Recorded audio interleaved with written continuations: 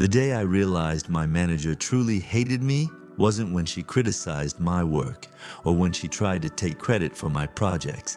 It was when she smiled at me and promised she had my back, and I caught her scheduling a meeting behind my back to get me fired. This happened years ago when I worked for a small consulting firm that operated under a large corporation. Our whole purpose was simple: keep the local business community happy and modernize small companies without bleeding them dry. We installed computers, set up billing and accounting systems, trained staff, and provided support afterward. It was honest work, and it mattered. We were a 5-person IT team, and for years, the firm ran like a well-oiled machine. Then, our original leader left for a role inside the bigger corporation, and we got a new director. He wasn't evil. He was the kind of manager who could drown a problem in paperwork and feel like he solved it. He loved process, memos, forms, and approvals. But when it came to people, he didn't really manage. He delegated personnel stuff to department heads and stayed out of it. And that's how my nightmare was hired. Our IT manager at the time clashed hard with the new director over rules, policy changes, and who had authority over what. Within a few months, she quit in the middle of a meeting, furious, loud, and done. I was the most experienced person on the team. Everyone assumed I'd be the obvious replacement, but rumors were already swirling that the director had his person lined up. That alone was strange because after the merger with the corporation, hiring was supposed to run through HR, but the director wanted the transition instant, so he'd been quietly grooming someone. The moment our IT manager walked out, he announced her replacement like it was a formality, and that's when we met her. I'll call her Brenda. Brenda was a catastrophe in human form. Within days, it became obvious she didn't just lack management experience. She didn't know IT at all. Not in a she's from a different specialty way. In a she does not understand the basics of what our department is way. One of the first things she did was order a building-wide license for Office software meant for Macs. We didn't use Macs. We were a PC office running legacy systems. We had an IBM contract. Parts of our environment were still tied to DOS-based tools because certain clients hadn't migrated, and our support obligations were built around those older systems. Windows 95 had already been out for years, but we still had a lot of compatibility layers and client-side constraints. That wasn't unusual for the era. Brenda didn't know what any of that meant. She couldn't tell a Mac from a PC. She'd toss around jargon like she was reciting it from a pamphlet. Her resume claimed programming experience, but she didn't even understand what a subroutine was. At first, we tried to help. We assumed she was nervous. We assumed she'd learn. We gave her simple explanations, offered to walk her through our environment, and tried to protect her from looking clueless in front of the director. She repaid that kindness by trying to erase us. Over the next couple of years, she pushed out every experienced person on the team and replaced them with people she'd known from previous jobs, with no real regard for whether they could do the work. She also introduced the most ridiculous tracking system I've ever seen.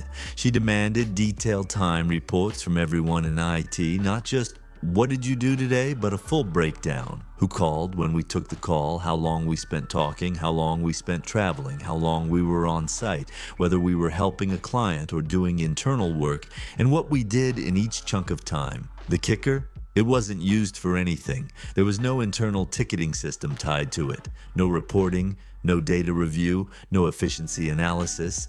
She just demanded it because it made her feel powerful. And because she was incompetent, her demands kept expanding. Soon, we were tracking the time we spent tracking time. The paperwork ballooned until it was eating up close to an hour a day. Even the director noticed that one. He finally stepped in and shut down the worst of it. But Brenda didn't stop. She shifted tactics. When projects went well, she claimed them as her own. She'd stand in meetings and present results like she personally designed them, implemented them, and trained clients herself, while the rest of us sat there like furniture. And when something went wrong, she always needed a scapegoat. One coworker got thrown under the bus for a mistake Brenda made. She convinced the director it was the employee's fault, and she got permission to fire him. That was the moment the rest of us understood. This wasn't just incompetence. This was a strategy. She was clearing the room. Soon, the department was full of Brenda's people. A programmer got shoved into a role that involved training and support. He was a good guy, but he was miserable. He wasn't built for that kind of constant, customer-facing work. She hired another person who seemed to do almost nothing besides hover around and document things we already had documentation for, even though our training materials were provided by contract.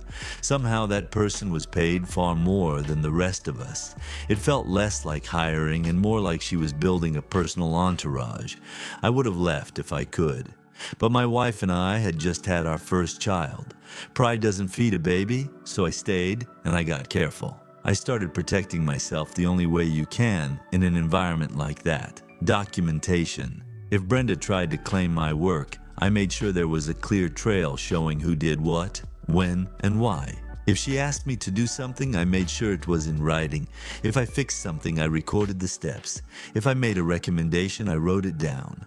If I trained a client, I logged it. If a client called with a problem, I documented the call. And yes, even after the director killed Brenda's time tracking obsession, I kept tracking anyway, because I could see where this was going. Eventually, Brenda realized she couldn't reliably steal my achievements, because it was too obvious she didn't understand the work. When she opened her mouth, she'd expose herself, so she stopped trying to look competent. She focused on getting rid of me. Anyone who's worked tech support knows the truth. No matter how good you are, there will always be at least one user you can't satisfy. Sometimes it's personality, sometimes it's ego, sometimes they just want someone to blame. In our old system, if there was friction, we simply reassigned the ticket to another IT person. It worked. The user got help, nobody escalated it, and business continued. Brenda turned those situations into incidents. She would treat a minor complaint like it was a career-ending offense. She'd say one thing to my face, "Don't worry, I'll handle it, you did fine," and then go behind my back to build a case that I was unprofessional, unhelpful, or not a team player.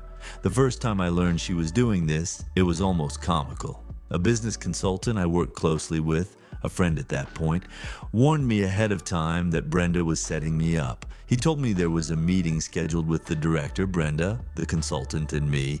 The agenda was vague, but the tone was not. So I walked into that meeting with a folder. Not literally a dramatic manila folder, but you know what I mean. I had logs, notes, dates, client contacts, and the exact sequence of events for every accusation Brenda planned to make. She started talking. She made it sound like I'd failed a client, like I'd been negligent, like I'd been careless. Then the consultant and I dismantled it piece by piece. The director asked for specifics. I gave specifics. The consultant confirmed what he'd heard directly from the client's side. Brenda's story collapsed in real time. She sat there humiliated because it became clear she didn't understand the technical issue she was accusing me of mishandling. She just heard a complaint and decided it was ammunition. I walked out clean. Brenda walked out furious. The second attempt was nastier. I'd recently installed a system for a company, and the assistant manager there started raising hell. He hovered around me during the installation, peppering me with questions, and acted like he understood far more than he did. Later, he claimed I hadn't completed everything and accused me of leaving them unable to do remote access, which at the time was absolutely possible, but not something you just casually set up without a proper request, approvals, security considerations, and the right equipment. It turned out the guy had decided, on his own, to try to build a home setup to access the office network. He bought a bunch of equipment, thousands of dollars worth, and then wanted to blame me when his DIY plan didn't magically work. Brenda told me she'd checked and knew I wasn't at fault. I didn't believe her for a second, so I sent my business consultant friend to the company's general manager to verify what had actually been requested and approved. The truth came back fast. The assistant manager had never even submitted a formal request for remote access. Nobody had authorized it. The staff confirmed my account. The entire accusation was nonsense. Brenda tried to escalate it anyway. She scheduled another meeting. She pushed the narrative that this was a major failure. She acted like I'd endangered a client relationship. Once again, I walked in with documentation. Once again, her case disintegrated. And then the general manager of that company personally called our corporate headquarters, not just our little firm, to apologize for his assistant manager's behavior and to praise my work. That phone call mattered. It was the kind of external validation that made Brenda look like an idiot at a scale she couldn't control. Her face during that aftermath was unforgettable. But here's the thing, she didn't get fired because if Brenda got exposed too publicly, the director would have to explain why he had hired someone so unqualified and why he bypassed the hiring process. He'd have to answer uncomfortable questions about HR policy and oversight. It was safer for him to pretend this was just department drama and let Brenda keep running the show. So Brenda stayed, and she waited. Not long after that disaster for her, a big client got hit by a lightning strike over a weekend. Their network went down hard. The environment I'd installed, the infrastructure I knew inside and out, was dead. I diagnosed it remotely. It was straightforward, a drive failure and a restore from backup. I came in Monday ready to go fix it. I expected to grab a replacement drive, head out, restore the system, and have them running by lunch. Before I could leave, Brenda called me into her office. She offered me a severance package. 3 months, full salary, benefits, the whole deal. That kind of package was normally reserved for senior managers, not someone like me. And Brenda said it like she was doing me a favor, like she was being gracious, like she'd made a difficult decision. I understood instantly what it was. She didn't want me gone because I was bad at my job. She wanted me gone because I was the one person she couldn't erase, intimidate, or corner. I said I'd accept. Her eyes brightened. She thought she'd won. Then I said I'd need to go fix the client first, because their network was down, because it mattered, because we had obligations, because it was urgent. Brenda said, no, not after you sign, not come back later, not hand off documentation, just no. While I signed the papers, she rambled about efficiency and performance in a way that made it clear she had absolutely no idea what my work involved. When I finished, I took my copy of the severance agreement and looked her in the eye. I told her calmly that she had no idea what she was talking about, and the severance package was proof of it. Then I walked out. I packed my things. I told my friends. A few of them were in shock. Some of them cried.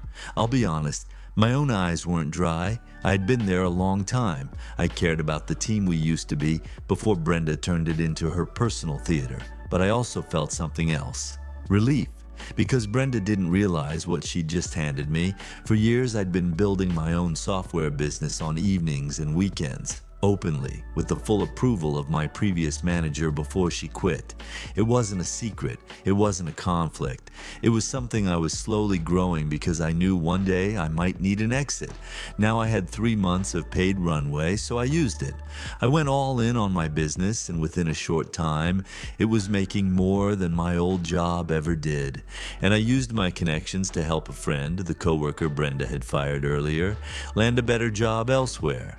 As for Brenda and the firm, remember that lightning strike client? The one I could have fixed in a day? It took them more than 2 months to replace the drive and restore that system.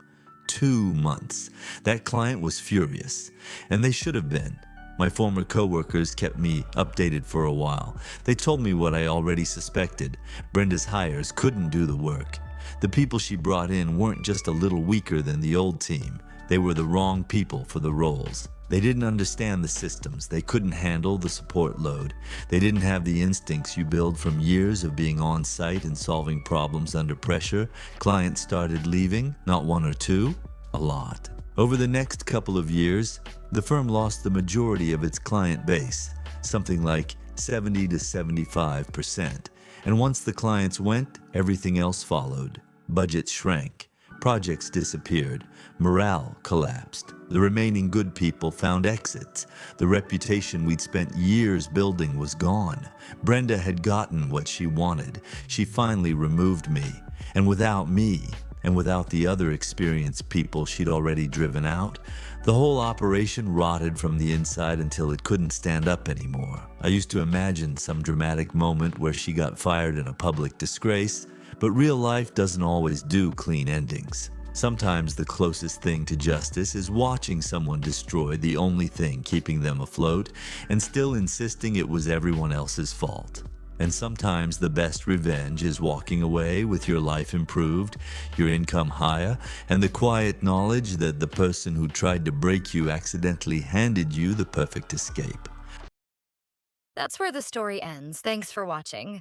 Let me know what you think of this story in the comments. Subscribe to the channel and see you next time.